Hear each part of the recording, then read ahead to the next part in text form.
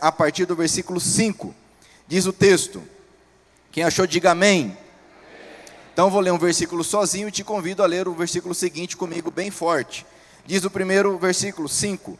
Pois o que Moisés escreveu a respeito de as pessoas serem aceitas por Deus pela obediência à lei foi isto: viverá aquele que fizer o que a lei manda. Leia bem forte.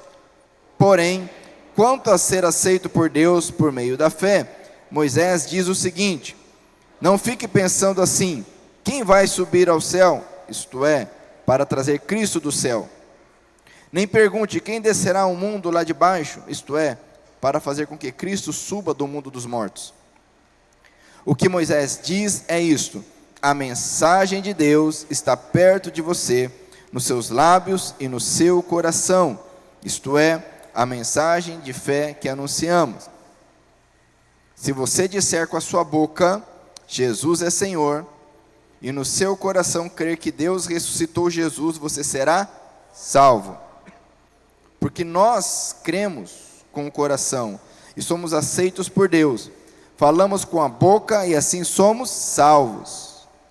Porque as Escrituras Sagradas dizem: quem crer nele não ficará desiludido. Amém?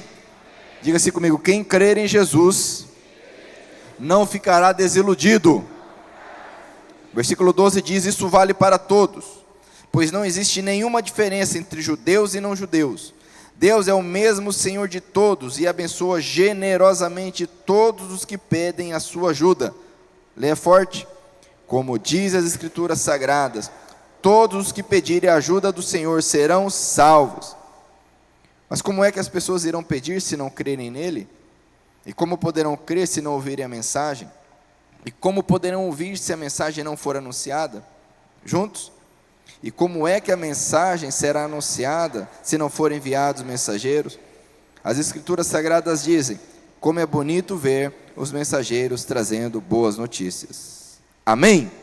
Vamos orar mais uma vez. Pai, em teu nome, em nome do Senhor Jesus, o nome que é sobre todo nome, eu oro, nós oramos como igreja, consagrando esse momento em que trazemos a tua palavra, ó Pai, para esclarecimento, para estudo, para meditação, e que pelo teu poder, ó Pai, ela penetre no mais profundo do nosso ser, trazendo vida, luz, verdade, transformação, cura, libertação, ó Pai, em nome de Jesus. Que nenhum de nós, que pela tua graça nenhum de nós saia daqui da mesma forma que chegou, ó Pai, mas que todos sejamos ministrados pelo teu poder, mediante a tua palavra. Eu oro, nós oramos gratos a ti. Amém? Pode se sentar por um momento. Então, Paulo está escrevendo para os romanos, e ele aborda aqui um tema que talvez seja o mais importante, o mais impactante para o cristão, para o ser humano, que é a salvação. Como ser salvo? Essa é uma pergunta não de milhões, de bilhões, quem sabe trilhões. É uma pergunta que não tem como ser valorada, estimada. Como ser salvo? E ele traz à tona aqui, conforme a Bíblia, que ele possuía na época, que era o que nós chamamos hoje de Antigo Testamento. Ele traz à luz ali o que Moisés ensinou acerca de ser aceito por Deus. Porque a salvação nada mais é do que sermos aceitos por Deus. E ele explica acerca da lei que Moisés então ministrou, mas explica que realmente ser aceito por Deus envolve não o cumprimento fiel da lei, até porque ninguém nunca conseguiu cumprir fielmente a lei, a não ser o Senhor Jesus, mas a fé em Deus. A ponto de Moisés ter escrito sobre essa proximidade que nós temos de Deus. Ele diz: olha, não é algo que está lá no céu, nós não precisamos subir lá no céu, nem descer nas profundezas, isso é algo que está acessível a nós, e hoje mais do que nunca, com a vinda e o ministério do Senhor Jesus, mais do que nunca está acessível a quem quiser a salvação, ou o ser aceito por Deus. Porém, como o tema diz, o senhorio de Cristo, ele precisa ser entendido aqui. E Satanás, ele não tem como anular a palavra. Ele não tem como mudar a palavra. Homens, ao longo dos séculos, vêm tentando anular, ridicularizar a palavra, sem sucesso. Regimes surgiram e sumiram. Governos surgiram e sumiram. Reinos, impérios, que se levantaram contra a palavra e ela permanece. Ela é como uma bigorna, quanto mais bate, ali ela permanece. Então, o que Satanás procura fazer? Ele procura então ludibriar, enganar acerca da compreensão da palavra. O que é necessário para ser salvo? Essa pergunta aqui, se fizermos um levantamento, vamos encontrar infinitas respostas, passando pela ideia de bondade, de moralidade, pela ideia de boas obras, pela ideia de ter uma religião cristã ou mesmo não cristã. Mas quem nos fala de salvação é a palavra de Deus, e é a ela que nós devemos recorrer. E nela Paulo então escreve, trazendo à tona a seguinte questão, ou melhor, a seguinte verdade: se alguém crê no coração, se alguém com a sua boca declara, algo acontece. E a ordem aqui é essa, no versículo 9: se você disser com a sua boca, ou conforme a versão da Bíblia que você utilizar, se você confessar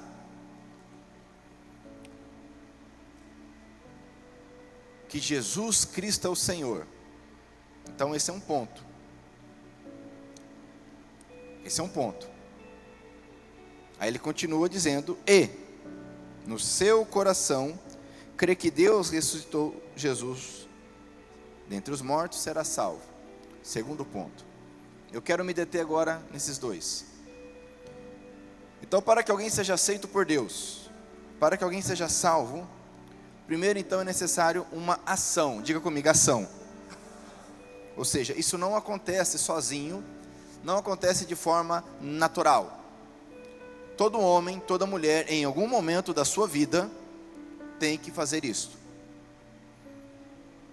Não adianta eu pegar um bebê, uma criança e passar por alguma cerimônia religiosa, qualquer que seja. Não adianta eu dizer que a minha filha, o meu filho ou a minha família é dessa ou daquela religião, porque todo ser humano necessita, ainda que Jesus tenha ensinado que das crianças é o reino dos céus, em algum momento essa criança deixará de ser criança, e ela necessariamente precisa desta ação, tomar uma atitude. Qual é? Confessar, dizer com a sua boca. E aqui nós precisamos entender o que é isso. Vivemos numa sociedade onde a palavra não tem valor nenhum. Na nossa sociedade a palavra não tem valor. Você não consegue ir em uma instituição financeira e comprar um carro, financiar um carro ou uma casa, fazer um empréstimo, dizendo: olha, eu vou pagar. Alguém consegue isso? Sim ou não? Porque a tua palavra, a minha palavra não tem valor. Na nossa sociedade a palavra não tem valor. As pessoas passam por um momento diante de um juiz de paz, diante de um pastor, diante de um padre, e diz assim: eu prometo viver até a morte com este homem ou com essa mulher. E muito antes da morte, essa pessoa se divorcia. Ou seja, aquela palavra dita não tem valor algum. Dizemos para alguém: olha, eu vou na tua casa. Mas a gente fala de bonito e não vai. Sim ou não? E poderíamos ficar aqui a noite toda passando exemplos e mais exemplos de como a nossa palavra não tem mais valor algum. Se eu preciso fazer negócio com alguém, algum contrato, algum combinado, é necessário testemunha, é necessário assinar, garantia e por aí vai. E não vamos longe não, estou falando de dentro da nossa casa, estou falando de dentro do nosso contexto cristão, que dirá lá fora. Pessoas falam: olha, eu vou fazer tal curso, pode pôr meu nome.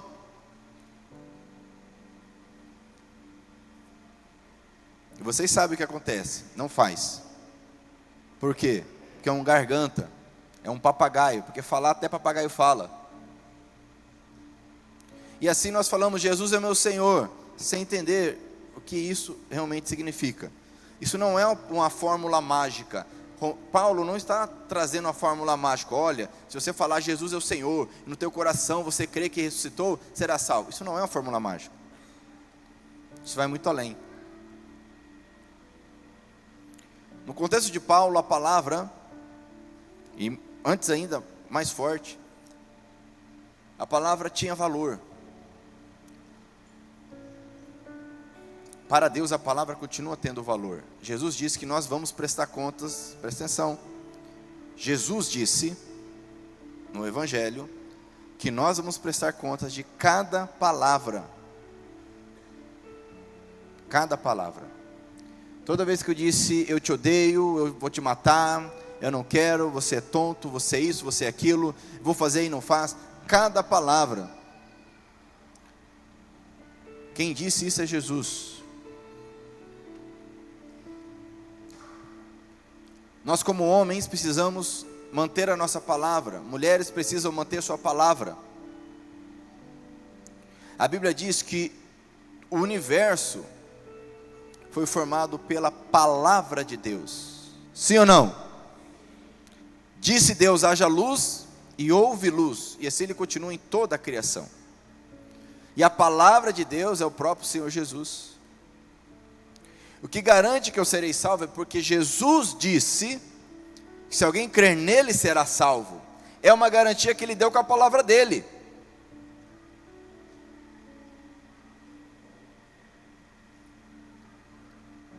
O termo grego aqui, o verbo homologeu, formado por duas palavras, homo e logos, logeu, falar a mesma coisa. Concordar, confirmar algo. Se eu confirmo algo, se eu concordo com algo. Tanto é que no português, vindo lá do grego, nós temos, quem é do meio jurídico sabe, que existe o verbo homologar. Um juiz, um magistrado, ele homologa uma decisão, ele homologa uma sentença. A partir do momento que há uma homologação, aquilo passa a ser lei entre as partes. Homologar. Paulo está dizendo, quando nós confessamos, concordamos, e a nossa palavra, uma vez que ela sai, ela não volta mais. Sim ou não? Então, com esse entendimento, ainda que eu seja falho, ainda que eu tenha tentações, ainda que eu não entenda muito bem, mas se eu dou a minha palavra de forma convicta e sincera, se eu declaro com a minha boca,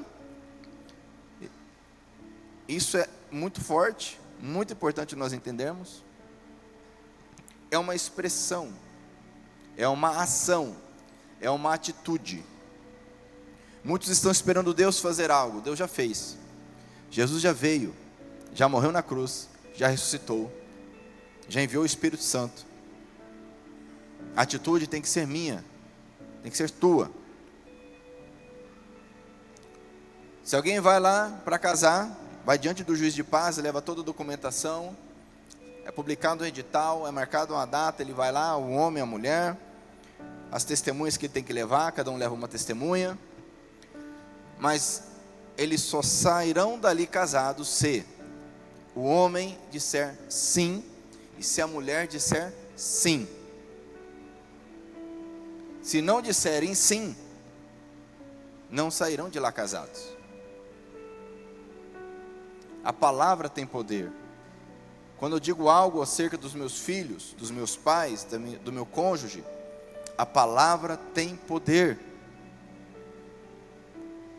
Entenda isso e viva uma vida plena em Cristo Jesus. Amém? Amém?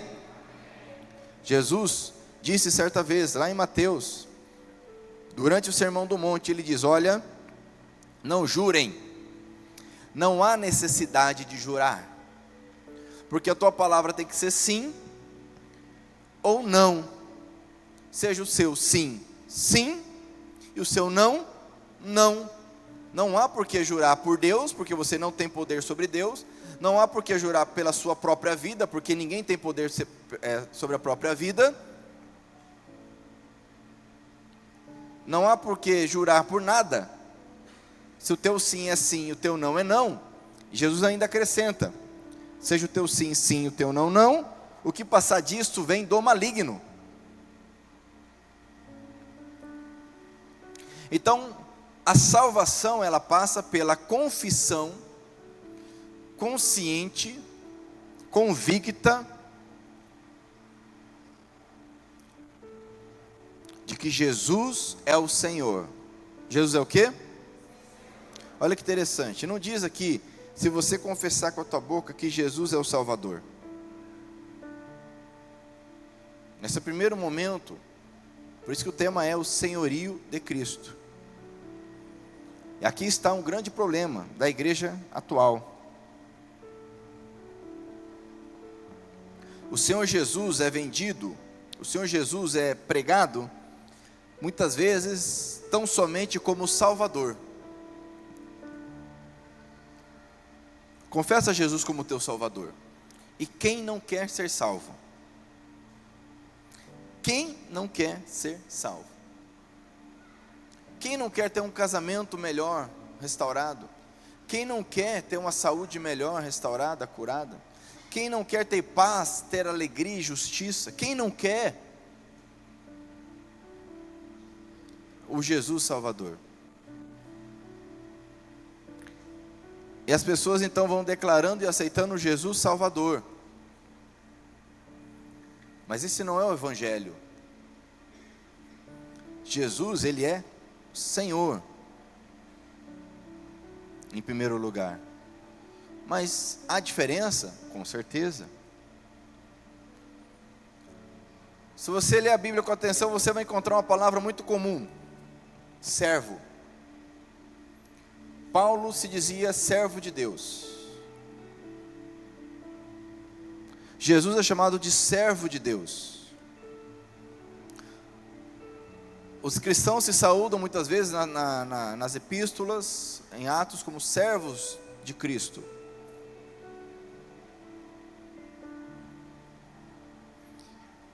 Quando você lê a história da igreja, os relatos dos cristãos do primeiro século, dos primeiros séculos, eles se diziam servos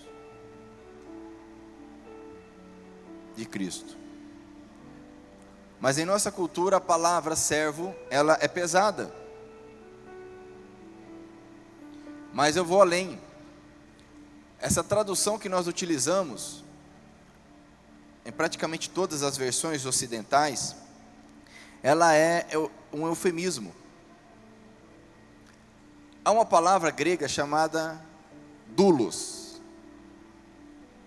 E a palavra doulos significa escravo. Diga comigo, escravo. E depois você pode conferir isso com a internet, é muito fácil. E por curiosidade você vai lendo o Novo Testamento e você vai procurar o que está por trás da palavra servo. Você vai encontrar doulos. Alguns que explicam o seguinte, que quando a palavra começou a ser traduzida no Ocidente, lá na Europa, o termo escravo era muito pesado, né?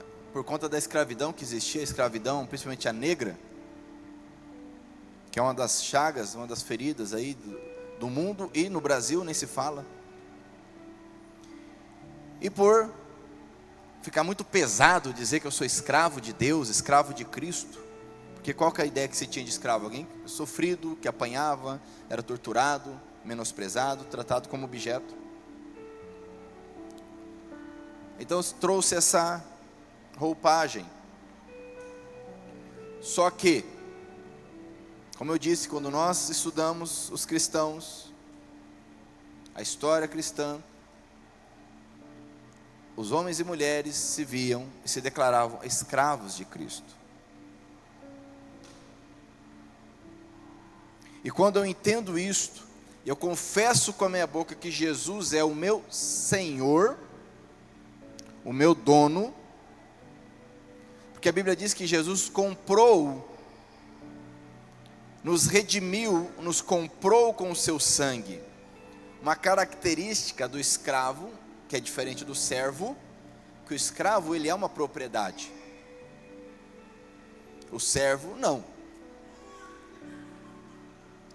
Mas a Bíblia diz que nós fomos comprados pelo sangue de Cristo. Isso não é nenhuma novidade. Quando o povo de Israel saiu da escravidão do Egito, Deus falou: vocês agora são minha propriedade exclusiva.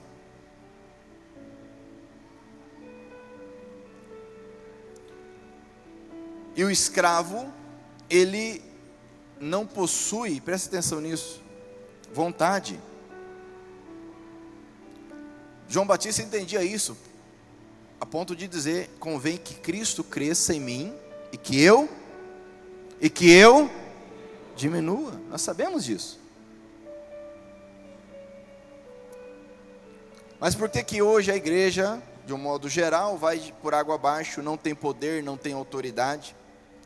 O número de cristãos no Brasil só cresce, o Brasil só vai de mal a pior, em termos de moralidade, de corrupção e tudo mais, violência. Hoje existe até traficante de Cristo em alguns locais no Rio de Janeiro. Olha o absurdo. Tamanha distorção de pessoas que não querem seguir a Cristo, querem um Salvador, mas não querem submeter à vontade. Jesus disse: se você não tomar a sua cruz, se você não morrer para vir após mim, não é digno de mim. O que Paulo está escrevendo é: se você não se tornar, se você não declarar que você pertence a Deus, a Jesus, você não será salvo.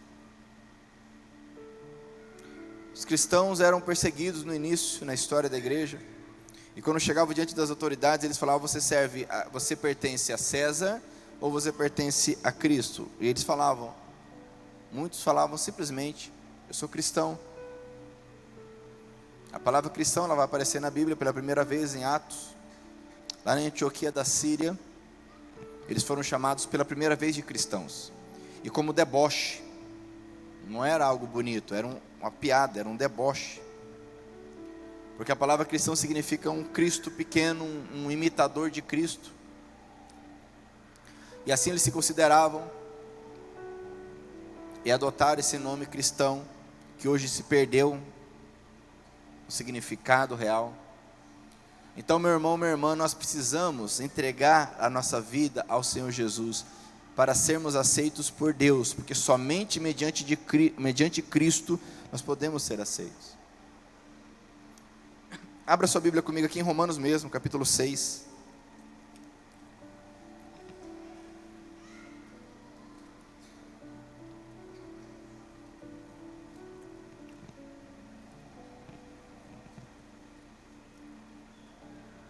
Capítulo 6, a partir do versículo 15.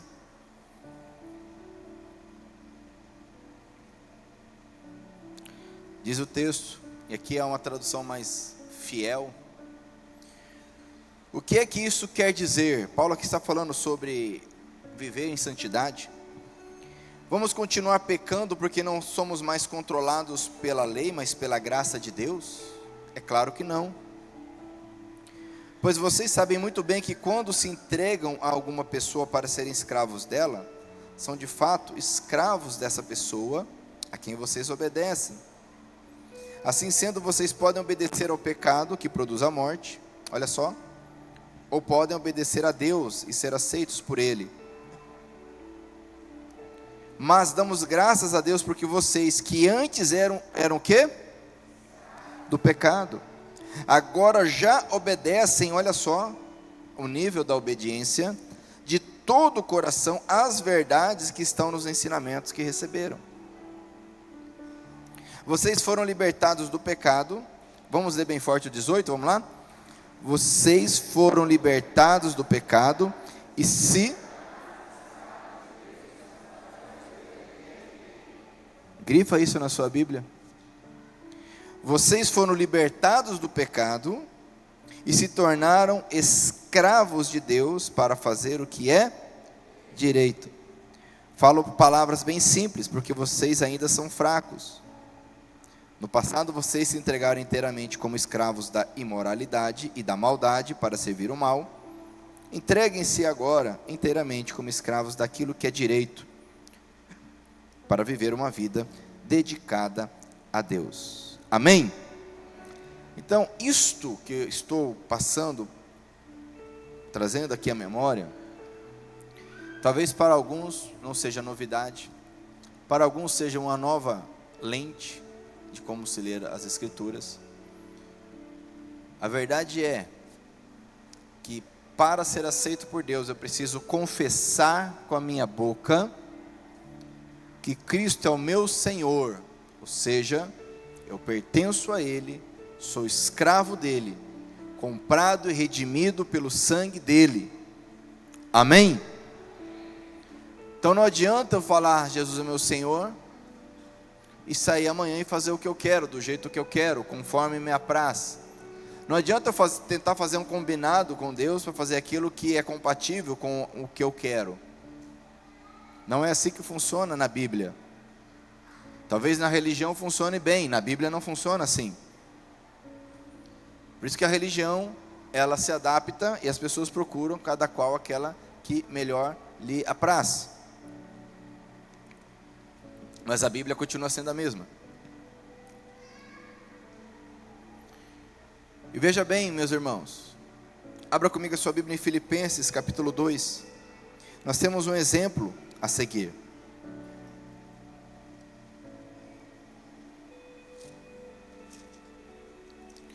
Filipenses capítulo 2.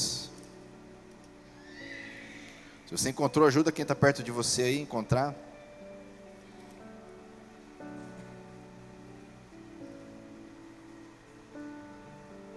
Capítulo 2.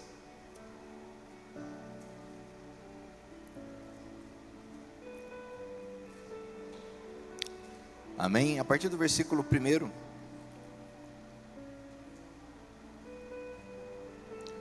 Diz o texto: por estarem unidos com Cristo, vocês são fortes. O amor dele os anima.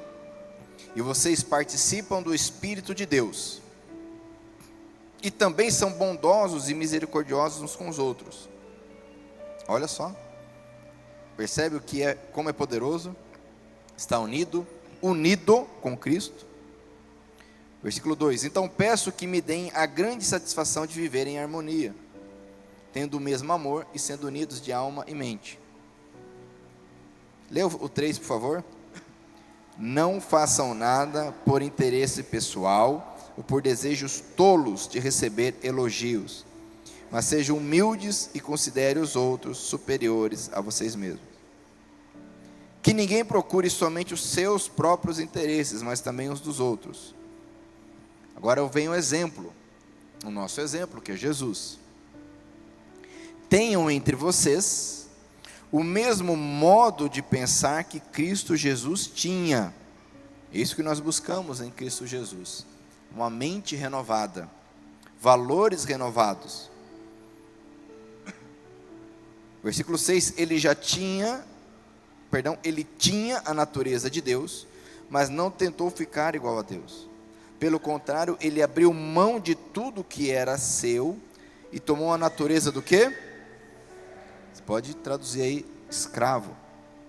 De servo, de escravo, tornando-se assim igual aos seres humanos e vivendo a vida comum de um ser humano.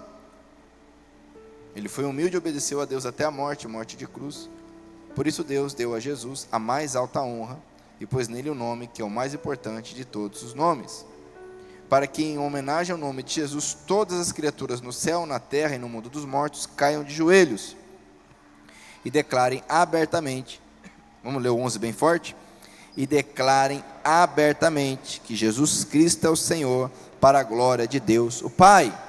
Mas veja bem, que ele se fez escravo como os seres humanos. Deus, o próprio Deus se fez escravo como os seres humanos, porque a Bíblia diz que todo ser humano é escravo das suas paixões, dos seus desejos. Todo ser humano é escravo do pecado, do medo da morte. Sem Cristo Jesus, essa é a nossa situação, esse é o nosso status. Por mais que nós queiramos ser senhores, donos, mas somos escravos. E Jesus se coloca nessa situação. Ora, se o nosso mestre, o nosso Senhor, se coloca nessa situação, será que nós somos melhor do que Ele para resistirmos e não aceitarmos essa verdade? A história conta que Pedro, quando foi sofrer a sua penalidade, a sua pena de morte, que era a crucificação, ele pediu para ser crucificado de cabeça para baixo, porque ele não se julgava digno de ser morto da mesma forma que o seu Senhor Jesus. Esse é o entendimento cristão. Jesus é o nosso exemplo, é o nosso parâmetro. Se ele se fez escravo, quantos homens não se fazem escravos dentro de casa? Em relação à mulher, em relação aos filhos. Vive uma vida autônoma, faz o que quer, a hora que quer, do jeito que quer. Leva o sustento para casa, está bom demais. E o mesmo para as mulheres, o mesmo para os filhos. A Bíblia diz: sejam servos, escravos uns dos outros. E amados, a escravidão era uma realidade muito forte naquele contexto. A maior parte dos cristãos eram escravos. Era uma escravidão diferente da escravidão negra, que, como eu disse, foi algo muito forte, muito terrível. Mas era algo muito comum. Você vai encontrar, por exemplo, a carta que Paulo escreve a Filemão. Era sobre um irmão que era escravo e fugiu do seu senhor. Era uma realidade. Eles estavam falando de algo teórico, distante na história. Era a realidade deles. Voltando para Romanos capítulo 10, versículo 9. Para sermos aceitos por Deus, diz o versículo 9: se você disser com a sua boca, se você confessar, Jesus é Senhor. Esse é o primeiro ponto. Segundo ponto é, e crer no coração. Então primeiro eu tomo uma atitude. Mas porque isso já está no meu coração. Porque eu creio que Deus ressuscitou Jesus dentre os mortos. Ou seja, se você pegar todo o restante, o contexto, o que isso quer dizer? Que Jesus ressuscitou dos mortos e Ele pode ressuscitar a cada um de nós que crermos nele. Ou seja, Jesus é o Salvador. Agora vamos entender isto. O tamanho desse milagre. Toda criação, tudo que é criado, e a ciência cada vez mostra isso, tem um fim, caminha para o fim. Seja algo vivo, seja um objeto. Tudo que é vivo tem um prazo de validade, certo? Estamos andando, cada dia é um dia menos para nós, sim ou não? Quem é escravo do medo da morte entra em pânico quando pensa nisso. E não é à toa que as pessoas querem cada vez mais viver e viver e viver. Mas o fato é que a cada dia eu estou mais morto do que vivo, fisicamente falando. Sim ou não? Por mais que eu tente me cuidar, por mais que eu tenha uma saúde, mas essa é a realidade. E assim é toda a criação.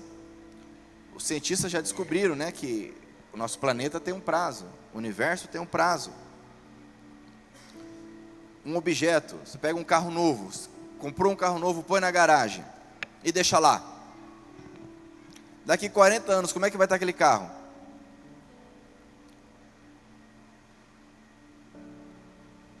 Porque naturalmente, sozinho, ele tende ao quê? A acabar. Pega esse salão, fecha ele e não entra mais ninguém aqui. Daqui 2, 3 anos, você abre o salão, como é que ele vai estar? Sozinho, Jesus, ele ressuscitou, outros ressuscitaram, outros foram ressuscitados, mas todos esses também morreram. Agora, o milagre da salvação é justamente o seguinte: eu não terei mais fim, você não terá mais fim. Nós seremos ressuscitados com Cristo, teremos o nosso corpo transformado, iremos para a Nova Jerusalém, onde não há choro, não há doença, não há trevas, onde não há templo, porque o próprio Deus estará ali, não há sol, porque o próprio Deus é a luz. Crer no meu coração que Jesus foi ressuscitado é crer que eu também serei ressuscitado. Isso me liberta da morte, do medo da morte. Por isso que os cristãos, os primeiros, morriam nas arenas, degolados, queimados, mas não negavam a Cristo, porque eles sabiam. Esses dias eu vi um vídeo, não sei se alguém aqui viu, um tempo atrás, o Estado Islâmico, quando o Estado Islâmico cresceu ali na região ali do Oriente Médio, e eles mataram vários cristãos egípcios. Tem essa cena, eles se afogavam, colocaram tipo uma jaula assim, afundava a jaula, e eles morreram ali vários, uns degolados, coisa 2010, 12, por aí. E uma da esposa de um desses homens foi entrevistada, ela com um filho pequeno no colo. E aí, o que você me fala disso? Como é que você viu isso? Ela falou: olha, nós temos muita alegria, muita honra, somos honrados porque o meu marido, ele morreu, ele não morreu, não foi uma morte, foi um martírio, foi uma entrega ao Senhor Jesus. E nós perdoamos essas pessoas, porque elas não têm isso, e nós temos Cristo Jesus, e Ele está na glória, e é para lá que nós vamos, é para lá que os meus filhos vão, e nós temos muito orgulho do que aconteceu, porque eles morreram declarando Jesus, não negaram Cristo como Senhor e Salvador de suas vidas. Agora, quantos de nós, por muito menos, cata outro pelo pescoço,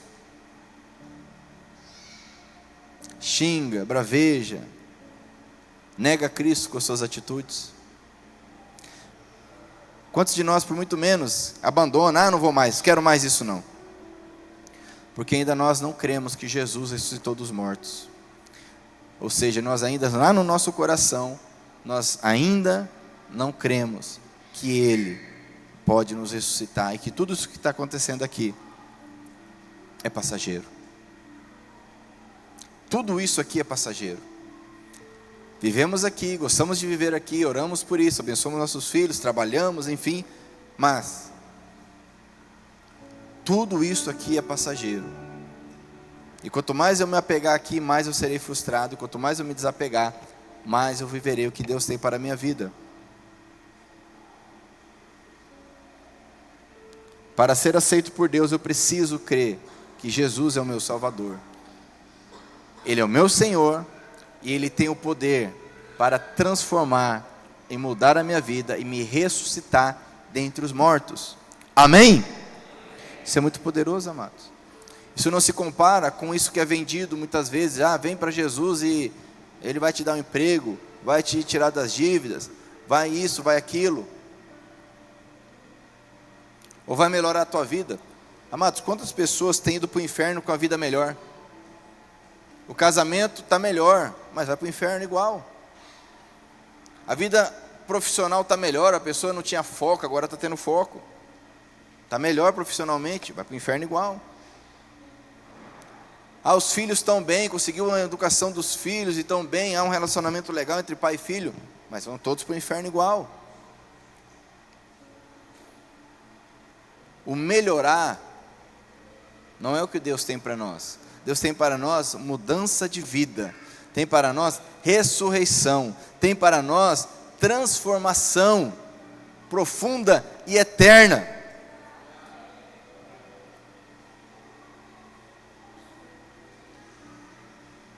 Se com a tua boca confessares, se você disser com a sua boca, Jesus é Senhor, e no seu coração crer que Deus ressuscitou Jesus, você será salvo. Amém? E ele diz no versículo 10, porque nós cremos com o coração, olha só, que somos aceitos por Deus. Falamos com a boca e assim somos salvos. E quem nele não crê, será desiludido. Ficará desiludido. Não, amados. Esse Senhor Jesus, esse dono, esse proprietário. Mas fique tranquilo, Jesus, ele diz: vinde a mim, vós que estáis cansados e sobrecarregados, e eu vos aliviarei. Amém?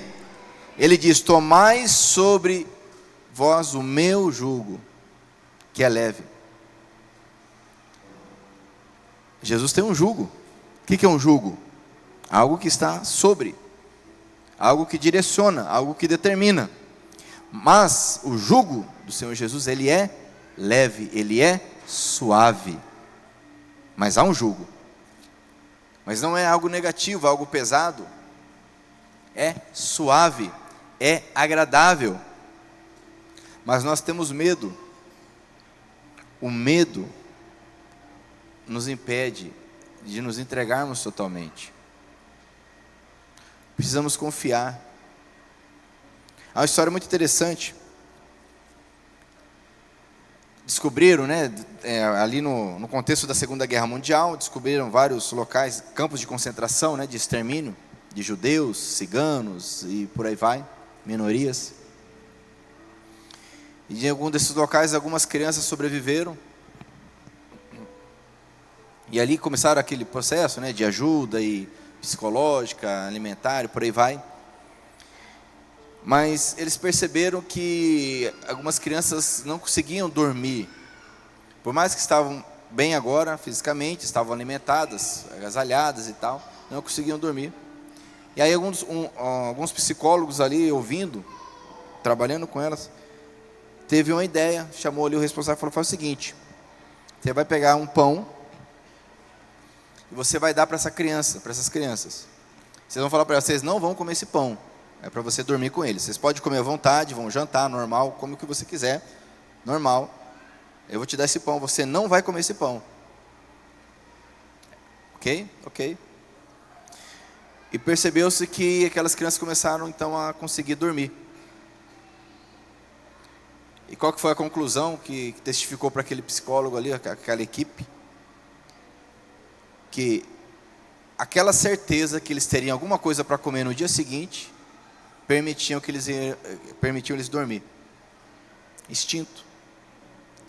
E quantos de nós, com medo, estamos com a barriga cheia, estamos bem, mas o medo de algo que talvez nunca vá acontecer, nos impede de dormir, nos impede de viver, nos impede de entregar a nossa vida ao Senhor. Deus está falando: estou cuidando de você. Deus está mostrando: eu estou cuidando de você. Mas o medo da rejeição, o medo de ser menosprezado, o medo. Agora um escravo, ele não tem esse medo, porque ele sabe que ele não tem nada. O que um homem como Elon Musk tem a perder? Bilhões, né? Sim ou não? Tem muito a perder. Tem um nome, tem reputação, muita riqueza, muita tecnologia, tem muito a perder. O que alguém que está ali morando na rua, sentado ali, tem a perder? Talvez aquilo que está se cobrindo, uma bicicleta, alguma coisa, tem bem menos a perder. Quanto mais nós nos apegamos, quanto mais nós temos, mais nós temos a perder. Um escravo não tem nada a perder. Isso que significa se esvaziar. Jesus, ele esvaziou-se para viver entre nós. E nós precisamos a cada dia permitir esse processo e viver esse processo de nos esvaziar para que ele nos encha. Amém? Glória a Deus. O senhorio de Cristo. Para encerrar agora, olha que interessante. Lá ainda em Romanos 10, então Paulo explica essa verdade, ministra essa verdade, e ele chega a uma conclusão básica. É um silogismo claro, bem simples aqui, ora. Olha o que ele diz aqui. Versículo 14. Ou melhor, 13. Como diz as Escrituras Sagradas, todos os que pedirem a ajuda do Senhor serão salvos. Amém? Ok. Mas no 14, mas como é que as pessoas vão pedir, se não crerem? E como poderão crer se não ouvirem? E como poderão ouvir a mensagem se ela não for anunciada? É uma coisa lógica. Por que não se ouve a mensagem que Jesus é o Senhor? Porque não vende. Vende mais dizer que Ele te ama, que você é o diamante, que você é o chocolate de Jesus, que você é o queridinho, isso, aquilo, né? Como tem um camarada que fala aí, né, que é seguido por multidões, você é o ponto fraco de Deus. Deusinho bem sem vergonha esse, né? Bem fraquinho, né? Você é o ponto fraco. Ah, Ju, você é o ponto fraco de Deus, só aí. Te matou, mata Deus. Você é o ponto fraco de Deus. Isso é vendido, isso pega. As pessoas querem essa massagem no ego. Não, eu peco, mas Deus me ama. E tá bom assim. Eu sigo a minha vida porque Deus cuida de mim. Paulo está falando, se a mensagem não for pregada, como vão crer? Não tem como. As pessoas não sabem a verdade, ou conhecem uma verdade distorcida, que lógico, não é verdade. Cabe a nós, amados, entendermos a palavra de Deus, vivermos ela, clamarmos a misericórdia de Deus e levarmos a verdade para frente.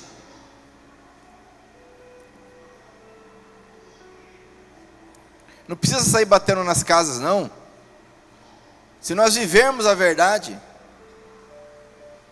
já vai impactar, já vai trazer mudança e transformação, amém? Mas esse círculo vicioso de um evangelho distorcido, água com açúcar, um evangelho onde Cristo não é o centro, o ser humano é o centro. Deixa eu perguntar para você algo agora aqui, ó. Se Jesus, ou melhor, a pergunta é: Jesus é o centro da sua vida? Essa é a pergunta. Veja bem, não é algo para você responder, é algo para você refletir e analisar. Se Jesus não for o centro da minha vida, eu não tenho Jesus na minha vida. Se o meu filho é o centro da minha vida, se minha esposa é o centro da minha vida, se o meu trabalho é o centro da minha vida, Jesus não está comigo. Jesus, ele veio para ser o centro, porque ele sempre foi o centro de todas as coisas. Paulo escreveu aos Filipenses, e nós lemos, ele é o nome sobre todo o nome. E a idolatria nada mais é do que colocar qualquer outra coisa no lugar do centro, que é Jesus. João escreve no capítulo 1, que tudo que existe foi feito por ele, por meio dele, nada do que existe veio a existir sem ele. Paulo escreve aos Romanos que tudo é para ele, por ele.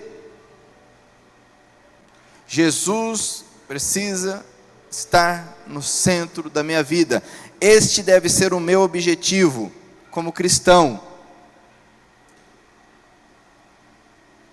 E esse é o nosso desafio, essa é a pergunta. Será que Jesus é o Senhor, é o centro? Testemunho que eu vi esses dias na Coreia do Norte, uma perseguição muito grande que houve anos atrás, não que não haja hoje, mas existem menos cristãos lá. Colocaram a família no buraco, as crianças e os pais no buraco, e a morte ali era por ser enterrado vivo, né? E aí foram condenados porque eles eram cristãos. E ali na hora, o oficial ali perguntou para eles se eles negariam a Cristo ou não. E o pai falou: não, como que eu vou negar o meu Senhor, o meu Salvador? E aí as crianças, algumas já entendiam, começaram a chorar, aquele desespero todo. E aí a mãe acalmou as crianças e falou: olha, se acalmem, que daqui a pouquinho nós vamos estar com o Senhor. E aí eles começaram a jogar a terra, e começaram então, as crianças logicamente são menores, morreram primeiro, e enterraram aquela família, e eles morreram. A questão é, quem é o centro da minha vida? E o detalhe é que algum daqueles homens se converteram ao Senhor, porque eles foram impactados, que eles viram algo na vida daquelas pessoas, acima de qualquer outra coisa. Se eu confesso que Jesus é o Senhor,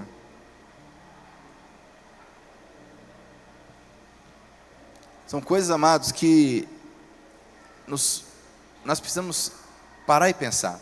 Qual é o centro da minha vida? O testemunho que Paul Cole contou aqui, do pastor lá da Indonésia, alguns lembram aqui?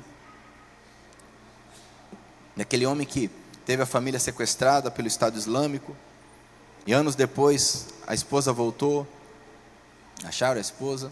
Na verdade ela não voltou, ficou na casa do pai, porque ela estava grávida de um dos terroristas, que pegou ela como escrava sexual. E aquele homem falou: não, eu sou responsável por ela. Eu dei a minha palavra diante de Deus, que somos casados. Ele foi até aquela mulher, adotou aquela criança, levou aquela mulher para casa, e pouco mostrou a foto para nós da família, né? Homens e mulheres que ao redor do mundo entenderam o que é o Evangelho. Que para minha vergonha, muitas vezes eu fico analisando: meu Deus, o Senhor não é o centro da minha vida. Mas sabe, amados, que com a graça e misericórdia de Deus, o Senhor está nos ensinando, amém? E é esse que nós precisamos anunciar, porque senão as pessoas não vão crer, ou vão crer em algo que não existe, uma mentira, algo distorcido. Por isso que nós começamos a entender porque que há tantos cristãos no Brasil, e o Brasil não melhora, a classe política não melhora, a cultura não melhora, a educação não melhora, a violência pior. Mas como? Não tem lógica.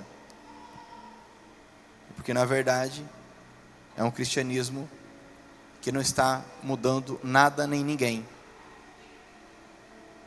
E eu quero orar contigo nessa noite nesse sentido, para que não apenas Jesus seja o Senhor e Salvador, mas que também cada um de nós viva e leve adiante este Evangelho. Porque diz o texto aqui, versículo 16: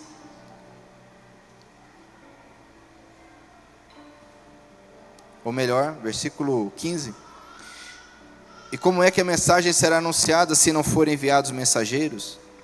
As Escrituras Sagradas dizem: como é bonito, como é belo ver os mensageiros trazendo boas notícias. Amém? É lindo demais os pés que anunciam o Evangelho.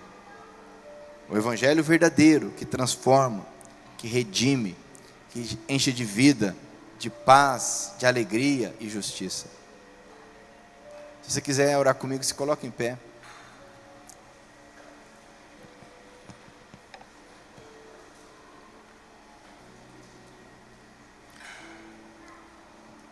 Não me recordo exatamente, mas se não me engano foi Spurgeon quem disse certa vez. Quem foi Spurgeon? Foi um grande pregador do século XIX, conhecido como príncipe do Evangelho.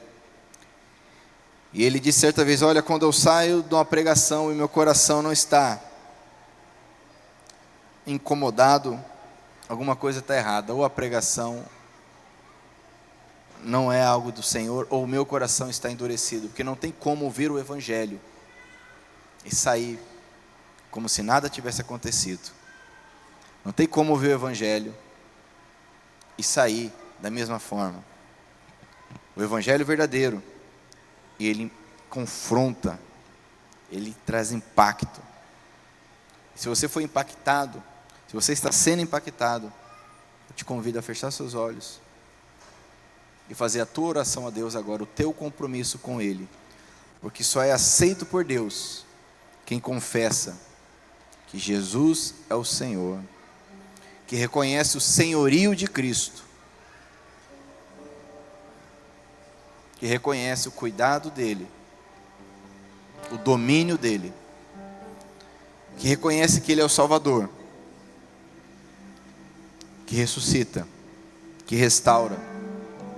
Assim como ele foi ressuscitado dentre os mortos, nós seremos ressuscitados com ele, diz a palavra.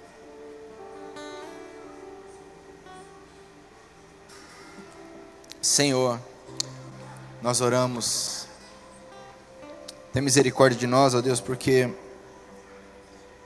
muitas vezes ouvimos tantas mensagens,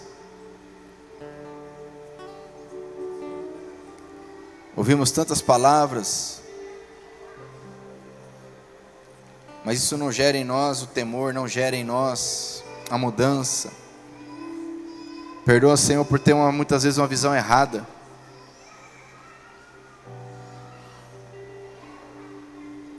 Precisamos viver, entender que Tu és o Senhor absoluto, soberano.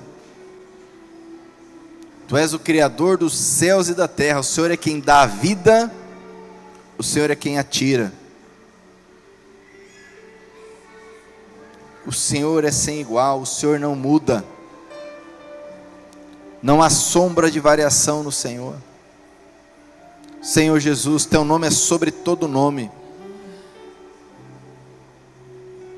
Diante de Ti todos se dobram, todo joelho se dobra.